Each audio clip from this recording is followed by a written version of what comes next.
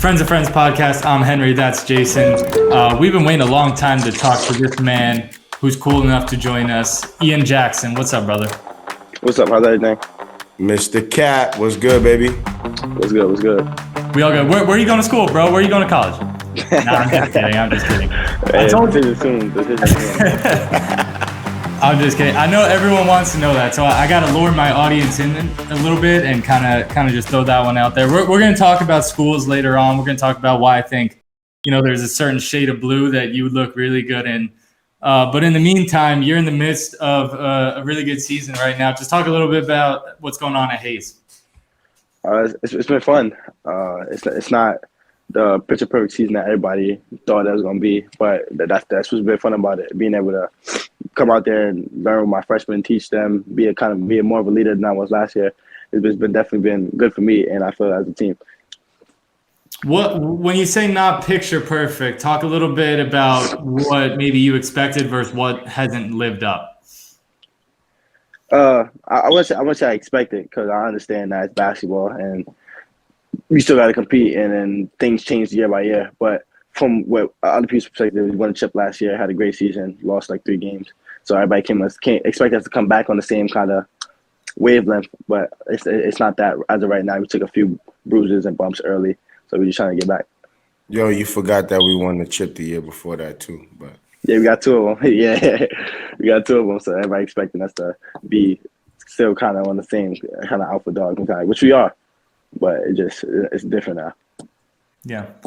Jay, we always ask this question. I want to go to it early, though. Your perspective right now on Ian's development, on Ian's game.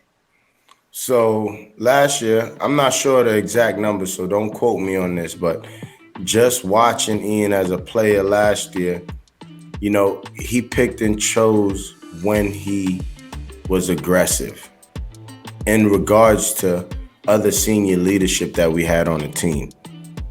Maybe he deferred a few times, whereas he wouldn't this year because he understands his role. So in the sense of maturation, I've seen his development is through the roof. Just understanding that he's the guy now and putting everything on his shoulders, and he's okay win or loss with the mistakes and with the positive stuff that comes out. And I would say his development is probably far beyond any other kid in the country, just because his understanding of the game has changed. His pace has changed. His IQ has changed. His tempo has changed. He's playing at a pace where he's basically dictating it. Mm-hmm. Speaking of that ranking, I hear coaches, players, they all have different opinions on it, whether you're ranked 1, 2, or whatever. But you're ranked right now number 2 in the country, I believe, correct? Yeah.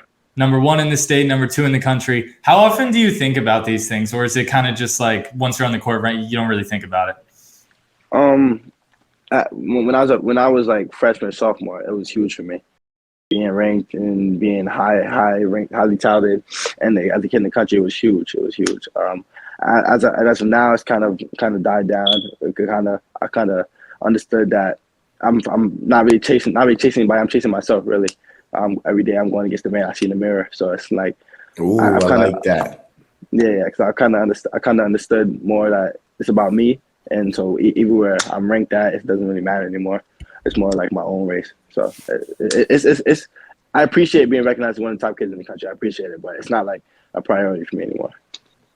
Yeah, I think you nailed it exactly, and that's probably what every coach wants to hear. Because at the end of the day, once you're on the court, it doesn't matter if you're ranked 1. It doesn't matter if you're ranked 100. If you can guard up, if you can score the ball, someone's gonna see that. Right. Yeah, for sure. Let me ask you, Ian. So from last year to this year, your roles have changed, right? Yeah. How so? Just you were still ranked top dog in the country last year, right? Yeah. Still ranked top dog in the country right now, right? Yeah. So what's changed for you? Just, I would say me mentally, as a person, I've changed. That's probably the biggest thing. last year I had a few seniors I kind of lean on to. Now I'm the one being the people leaning on me now. So it's like I don't really have anybody to look at for any kind of answers or anything like that. And so I'm the one having to kind of give answers and move a certain way and show everybody else, like, and hold myself to a certain standard. So that's probably what changed. I like that. So with holding yourself to that certain standard, when you guys lose and the finger pointing starts happening and everybody's talking down about you, are you okay with those things? Do you accept it the same way you accept the the positive criticism when they're praising you? How do you respond to the negative criticism? I take it the same way. I understand that what good comes to bad also. So when you're on fire and when you're hot, of course, people are gonna be praising it, and when you're not, they're gonna let you know about it. So I just understand that. I learned that early, so I understand that. I became comfortable with that, and then we're going from there. Ian, one thing that I've sort of noticed is, in 2022 or 2023 rather, like the world we live in today is, before, when you were a high school recruit, you still had to bust your ass to get to the next level. And you still do today, obviously, but it's this constant grind. It never stops. Then you get to college and it still never stops. Like, you're still grinding. And then you get to the NBA and then you're kind of told you're a star. But now, in a world of NIL where there's no rules, anyone can make money, it's very easy for kids who are 14, 15, 16 years old to be told you're a star. How much of that, because I obviously know you're very humble, so you may not like go out and say this, but I see like what people say about you, and it's all deserving, obviously. But how do you not let some of that praise like get to your head and still keep that grind? For me, it's different because I didn't always have the praise. I wasn't always the top players or whatever. I wasn't always praised, so it's kind of different. I understand that it's not hard for me to go back to not being praised and not really being productive and things like that. So I kind of just understand that and just keep pushing forward. He's a kid who knows where he came from. That's a very good response. But you know what I'm talking about, right? Like, you see all these kids getting all this crazy shit. Yeah. And it's like, bro, you're 12. You haven't done anything yet. And it's like, yeah, I'm watching my phone. Look, he's watching it. Yeah. It's crazy. Nuts. But that's right in front of us. That's one of the things I always loved about like watching you train. Like, you see all the hype and everything, but then it's like the second you're in the gym, it's just like, it don't matter if it's all business. It don't matter if you got 1 million Instagram followers, 2 followers, 10 NIL deals, 0. Like, when I see you in the gym, when I see Elijah in the gym, it's always just like head down. You guys got a plan. Yeah, for sure. Yeah. I like that. Let me ask you, Ian. So who do we owe Ian Jackson's drive to? Like, why is he going so hard for what he believes he can accomplish? And wherever that may be, I'm going to ask you that next. That's after this. But what's driving you to go so hard? It's a few answers I can give. My first answer, myself. It's always myself first. I started playing basketball, and since I started, I set out a goal. I've planned on completing that goal for myself. What's that goal? Get into the league, becoming #1 draft pick, and all the accolades and things like that. That happened in the league. But so just myself really. Actually, that drive me. Like, what's your relationship with Elijah Moore like? That's my boy. That's my dog. Yeah. I've been with Elijah since 8th grade. We met there at OSL. Then ever since then, we've been together at AAU. We came to Hayes together. We've been just growing. It's been great. Just being able to watch him grow as a player, move from not even playing to becoming one of the best shooters in the country, and now even going beyond that, putting the ball on the floor. Just watch the growth him on and off the court. It's been great. Right. Nobody even knew who he was. Just know that. Yeah. It's been crazy. I love that. He's like almost as good of a shooter as myself. He's getting there. But you know, a couple more years in the gym. You think you got Chamba? You think you got him? I know I got him. I seen him shoot. I know. Oh shit. Yeah, I got a question for you, Ian. Who do you think Henry's NBA comparison is? It's a good question. Who would you compare him to? Who would I compare him to? What's a guy named Boston Celtics? Oh, from Oregon? Yeah. Pritchard? Pritchard. Oh. Yeah, the Celtics. He's tough, though. He's tough. Yo, that's a good comparison that we've never heard. No, I'm a better shooter than Peyton Pritchard. But Jay, you want to fill him in on what the streets be saying about me? So the streets is talking and his NBA comparison, and you can watch our last episode with Joe Hampton. Shout out Joe Hampton from The Last Chance U. He said, and he died hysterically, Serge Ibaka. Serge Ibaka. Where you get Serge from? Where you get Serge? Explain your game to him, Hank. It's just I could do it all. Post up, I could got like a 40% clip from three. I block shots like a mother. Like I'll guard anyone except LeBron. Okay. Like Serge Ibaka. Hank, he can knock it down, Hank. I mean, Ian, he can knock it down. That's about it. I gotta see him hoop. I gotta see him hoop. You'll see it soon. Don't worry. All right, real quick. Let's the thing that everyone who will watch this interview is probably hoping to hear about. Talk a little bit about just what the college recruitment process has been like. I imagine it's been really fun. You've seen a lot of cool stuff. Yeah, it's been great. A lot of people kind of try to force into committing, but I mean, I'm just enjoying the process. And you never see different campuses, different parts of the world with my parents, understanding each coach and how they do things, how each program runs on and off the court. It's been great. I'm enjoying it. So mom and dad are going with you visiting these schools? Yeah. Dope. I love that. I love that. That's awesome. So I was lucky enough to be in the gym the other day, or not really the other day, back in like September, really.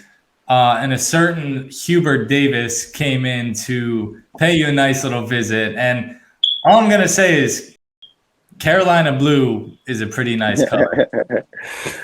You're going to see this weekend. I'm going out there this weekend. I got a visit out there this weekend. Oh, hey, listen, they invited me to Chapel Hill, Ian. What's up, man? I can't stay across the street or something? Tell you I'm pulling up. I'm trying to take a few jumpers on the court. Yeah. That's lit. It should be fun, though. I get out there to see it. Everybody's telling me it's nice, so I got to be able to see my own eyes and evaluate. Yeah. The one thing I will say is hear me out for a second. Hear me out. So in college sports, I like to think you have certain programs that are factories and certain programs that are families, right? And it sounds like one may be better than the other. I don't really view it that way. I think both are great. You know, factories, maybe schools that one and done, or like Alabama football, just you're going there and you're going to the league. It's a means to an end. And then you also have maybe schools like Clemson, Carolina, which aren't always one and done, aren't always go straight to the pro, but more like families where you go there and you're part of a culture for 4 years, maybe 5 now with NIL, maybe 6 now with the transfer rules and everything. What do you look for in college athletics? I mean, like, is it solely a means to an end? Is it solely a family? How do you view this whole process and what you look for? A little bit of both. My main focus when I pick a college and when I go on these visits to look out for which school can help me. My plan is to become a pro. So which school can help me in 8 months to get me prepared to become a pro, get me the most ready, understand what being a pro looks like, and just help me prepare best. That's what I look for when I go to school. Which schools? So I was listening to an interview the other day, and and we just played against them and we lost by 2. Sucks. Link, right? No. Okay, yeah. We didn't play Link, did we? Or was that OSL? OSL played Link. OSL lost to Link by 2, and we was playing against the kid Elliott. Okay. right? And I heard his interview with Slam, and he said, my conversation with Hubert Davis was he's going to have me ready to be a one and done. Did you hear that? No, I didn't hear it. Okay, well, I heard it. Right. So with what Henry just said, I don't know how much that lines up, because family or factory, it seems like North Carolina could do a little bit of both. And I'm not pushing nobody. You know that. I've been around you for the last 4 years. You know I've never pushed no school at you ever. I'm always just what it's worth. I'm always just the ear, Ian, always. But with that being said, how does that look to you? And now you're visiting North Carolina this weekend. It sounds great. Like I said, I have to see it for myself. If I feel like that program is the best program for me to go and be most prepared, and that's where I go. Okay. How soon can we expect a commitment from you? Man, we had a few dates. Some sooner, way sooner than we expected. It probably beginning of February, end of January. Oh, that's coming up. Yeah, soon.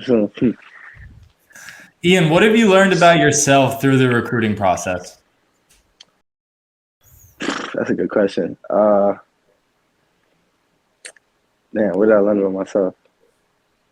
You know, because you go on all these visits, you meet so many people, you see so many different things, and you have to visualize yourself in a new place, in a new environment. And that's a huge change at 18 years old. So it's like, I imagine a lot of these visits, they're very eye-opening. Yeah. I just learned, patience really about myself, how patient I can be.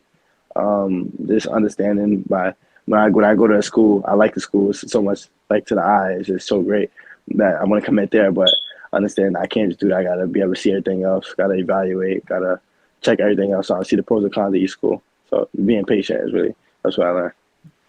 That's a good answer. You got a good head on your shoulders, man. When I was 18, I was nothing. Are you 17? 17, yeah. Shit. When I was 17, I was not talking like this. I was not thinking like this. Man, whatever school you end up at, they're getting a phenomenal player and an even better person. I joke around. I hope, I just think you look good in Carolina blue, but I can't wait to see wherever it is you end up, because it's gonna, whoever it is, that's a very lucky program. Have you visited any schools yet, Ian? Yeah. I've taken 3 visits so far. To where? I went to Kentucky. I went to see LSU, and I've seen Oregon. Okay. And how were those visits? It was all great. LSU is one that surprised me, really. It wasn't really a school growing up I've been interested in, but as I've grown in this basketball thing. I went to see the school. It's great. The coach is there, Coach Topper, Coach Matt, new coach from Murray State. He coached John Morant, so now he's at LSU. He's a great coach. The whole staff there is great. So I did the school. Sorry, when you were a kid, did you have a dream school? Yeah, I can't say it. If I say it, I can't say it. Cat's out the bag. Look, we got him. Good question. Good question. If I say it, everybody going, yeah. Clark Kent then got him. Clark Kent got him. I see you, Henry. Oh man. That's hilarious. That's so funny. Nah, listen, we proud of you, man. I'm super proud of you. I'm speaking for myself. I see the work that you put in on a daily basis. I see what you go through. I see the immaturity that you have to deal with. I see the levels of stress that comes with playing and being that guy and the guy to the world as well. I seen it, and listen, kudos to you, and my hat goes off to you. I'm super proud of you. Keep doing it. We got a game tomorrow night against St. Raymond's at St. Ray's. What's your prediction for the game? Ooh, on the spot. We gonna punch him. We gonna punch him. We came in there last year, first game of the season, close game. But this year is way different. Our mentality is way different. My mentality is way different. And from the games in the past, we definitely look at the season way differently. I like that. Jay, I got a question for you. Put your trainer hat on for a second, and let's critique Ian for a moment. What's the biggest improvement he needs in his game? I would say his ball handling, full court, being a point. He could be a point. Imagine. He's getting 10 assists anyway. Just understand that. He's leaving the game with 10 assists. And I don't necessarily know if he's going into the game trying to get 10 assists, you know? He just makes the right play. And coaches want that. Mm-hmm. That's a basketball player. That's not a robot. Mm-hmm. And he adapts to the situation. When it calls for him to be lethal and has to score, he does that. If he sees that he has wiggle room and other guys are going to be open because they doubling him or they hedging off the screen, he's making the pass. I've seen that. When they go under the screen, he's knocking that shit down, or he's at least shooting it, which means his IQ is high. So that's all I would say. And strength, but that's going to come over time. He got to get stronger, because me and him had a conversation 2 years ago at Stepping That. And I don't know if he's going to remember this. I remember him going up for a layup. He was a freshman. He was a freshman, yeah. Yeah, he was a freshman. And he was going up for a layup. And I think the center from St. John's is the one who blocked it, who was at Stepping That. Mm. He was at Fordham, then he transferred to St. John's. He blocked his shit. And then after the game, I'm talking to him, and I'm like, yo, there's no way anybody should be blocking you. Every single thing at the rim should be a dunk. Every body is food. Dunk on everybody. Ask him what I said to him. And Ian was like, you know what? Say less. And I swear to God, he caught like 40 bodies after that. He was putting them in the rim. Bang, bang. He's turning around. He's like, he's looking. I'm like, yeah. Like, yeah. And it became easy. It was left hand, right hand, two hands. Even off the vert, he's just going up. That changes the game. When Ian, you catch remember that one body conversation? like that. Yeah. I remember Cole telling me, yo, you gotta dunk everything. Gotta dunk everything. So first game of Stepping That season, sophomore year, like a year later. Because we got to play Stepping That one time as a freshman. Sophomore year, we got one off a putback. Crazy. Oh, yeah, I was there. Off a putback, crazy. And then I got another one on the baseline, 2 foot on the baseline, another one, same game. At Stepping That. Yeah. It was crazy. Yeah. So ever since he's been telling me dunk everything, that's kind of my mentality. I gotta get one this season. I ain't get one yet. I gotta get one. In Arkansas last year, he caught so many bodies in one weekend. When we went to, what was that, Hoop Summit or something? That was Hoop Hall. Hoop Hall. Yeah. Baseline on a bounce play. Ran around Tobe, 2 hands straight off the vert. Off the vert. I'm talking. Man, we got to put that clip in there somewhere. That shit was nuts. Send it to you. Yeah, send that, like a Serge Ibaka type dunk. I got a question real quick. So in New York, it seems to be, dare I say, an unfortunate trend where for people's senior year, once they have kind of already established themselves, they leave for their senior year to go to a bigger school, if you will.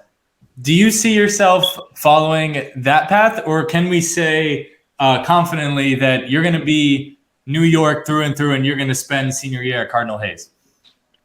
That's a great question. As of right now, I feel myself graduating from Cardinal Hayes. As of right now, if things in the future come change, I can't say what will happen. But as of right now, I see myself graduating from Hayes. I love that. Stay at Hayes. I love that. Trendsetter, Mr. Captain himself. Trendsetter. Do it his way or the highway. Do you get mad when people say New York fell off for high school basketball? Nah, I kind of use it kind of as a little chip, really. I won't get upset with it. You think we fell off? All right, I feel like I'm gonna just prove now that ain't no way we fell off. That's a fact. Perfect. Jay, I got one question in reference to what Hank asked me. Now I'm gonna flip it and give it to you, Ian. What do you think is your biggest deficiency and what you need to work on, minus the body? I would say the ball handling is probably number one. Number two, playing more in the mid-range game. I feel like once I develop a little in between game where everything is not a drive or a three, and get to the in between game, I feel like that would be hard to stop. So that's kind of what I'm working on now, though. The mid range is becoming key to me. Just get more comfortable with that shot. which is big. So that's probably two biggest things. Wow, got it. Your NBA comparison. Anthony Edwards. He's a beast. And Edwards, man. He's And a he's a beast. comedian. Yeah, he's a comedian. Yeah. Also. He's funny. And smooth. That's a good guy to look up to, I think. But yeah, dude, thank you so much for taking the time to do this. Next time, hopefully, we get you up in studio live from Tarrytown, New York. But until then, we can't wait to keep watching you. Congrats to you on all your success so far. And honestly, dude, like congrats to like your parents, because just talking to you, they raised a phenomenal young man, and we can't wait to watch where this journey takes you, dude. Yeah, for sure. I appreciate it. Tomorrow, Appreciate you guys baby. St. Raymond's. Game time. Yes, Let's sir. get it. Game time. Be a friend of a friend, man. Hit that button.